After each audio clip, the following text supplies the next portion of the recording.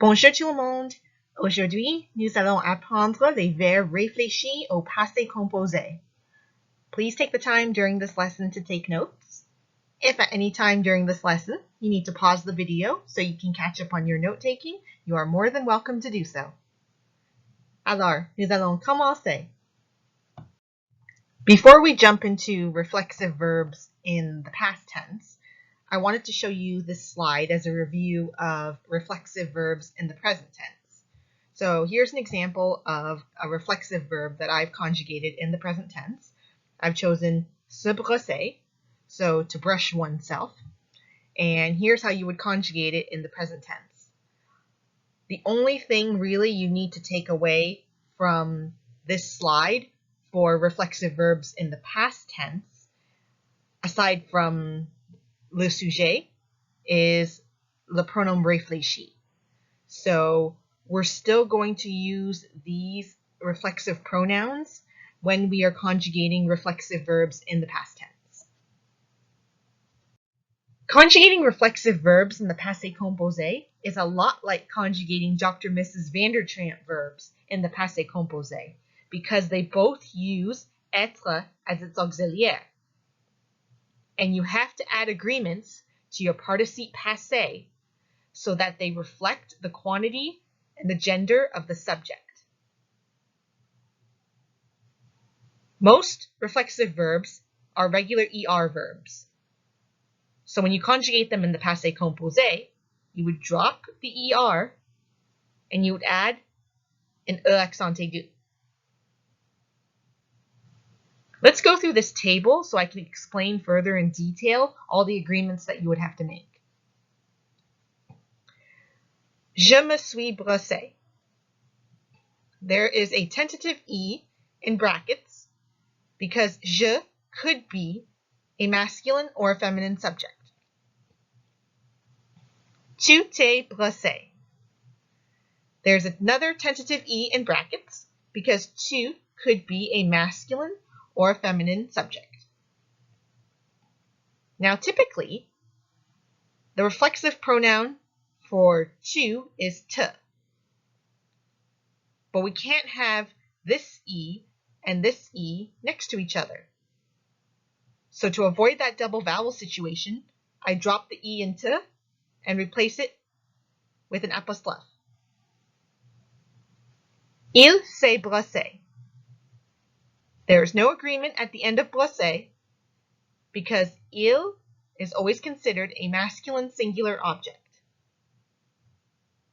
Now typically, the reflexive pronoun for il is se. But we can't have that double vowel situation. So we drop the E in se and replace it with an apostrophe. Elle s'est brossée. There's a definite E because elle is always considered a feminine singular object.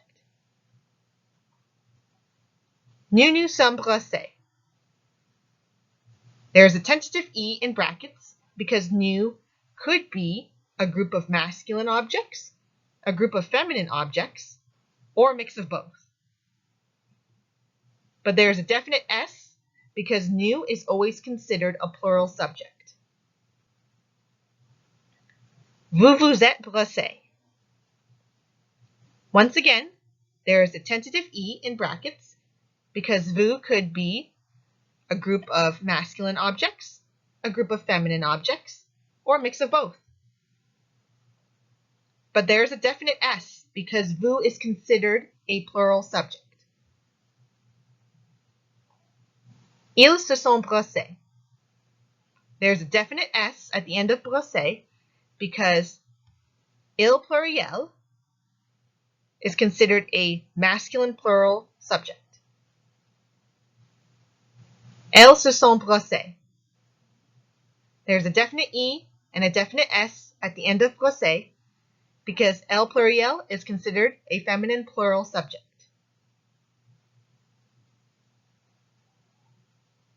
In short, when conjugating reflexive verbs in the passé composé, make sure you have your sujet, your pronom réfléchi, your auxiliaire, which is être in the present tense, and your participe passé of the reflexive verb that you're conjugating.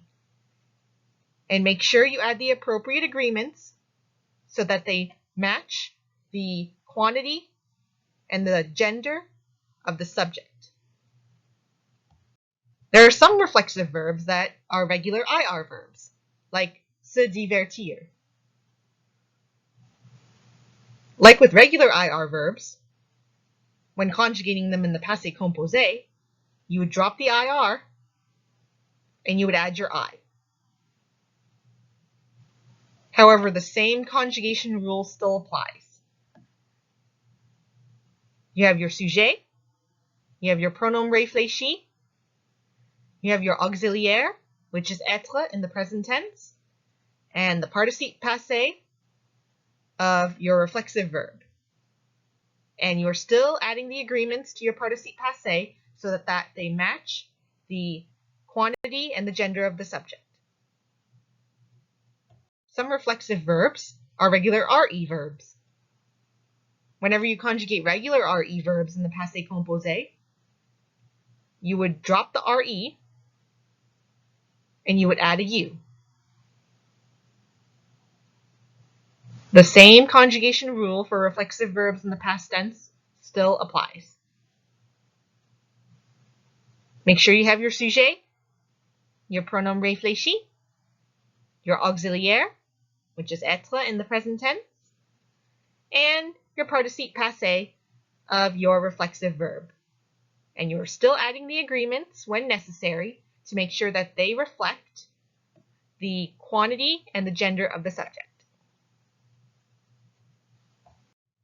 Now, some reflexive verbs are irregular verbs. For example, se faire. It has the verb faire in it. Irregular verbs don't follow a specific conjugation rule. You would have to know the participe passé for that irregular verb in order to conjugate the reflexive verb in the passé composé.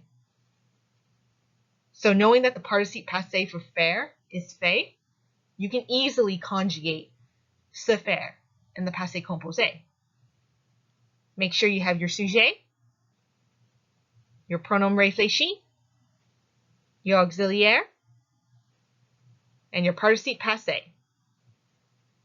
And once again, you need to add agreements when necessary so that they match the quantity and the gender of the subject.